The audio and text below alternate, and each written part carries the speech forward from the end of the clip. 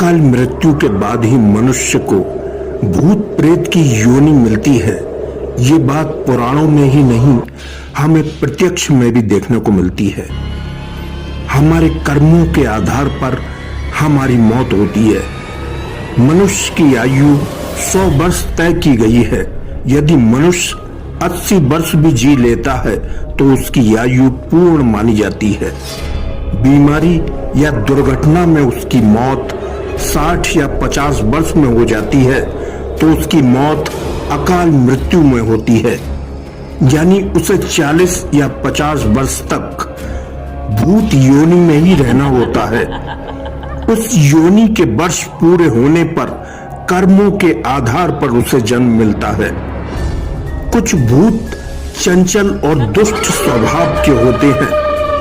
उन्हें इस योनि से मुक्ति के बाद भी फिर भूत प्रेत योनि ही मिलती है। किंतु कुछ भूत शांत स्वभाव एवं दयालु प्रवृत्ति के होते हैं। उनकी योनि की अवधि पूर्ण होने पर भी उन्हें मनुष्य योनि मिलती है।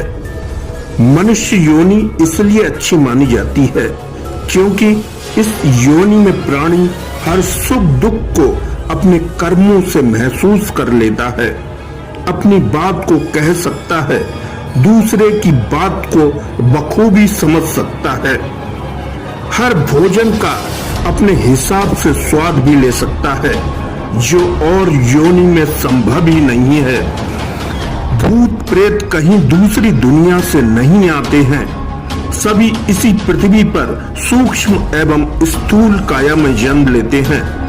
किसी भूत का रैन बसेरा सुनसान या वीराने होते हैं तो किसी भूत का आशियाना आलीशान महल होता है जो उसके प्रभाव के कारण खंडर में बदल जाता है।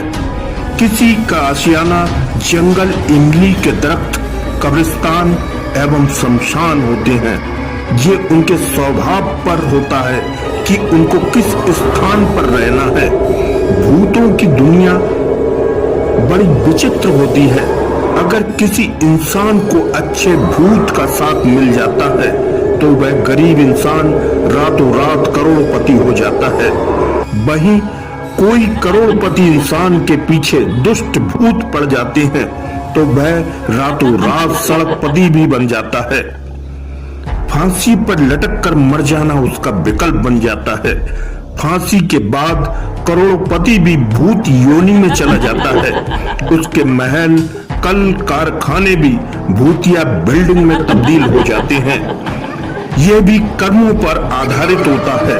हो सकता है लूट खसोट कर वह करोड़पति बना हो।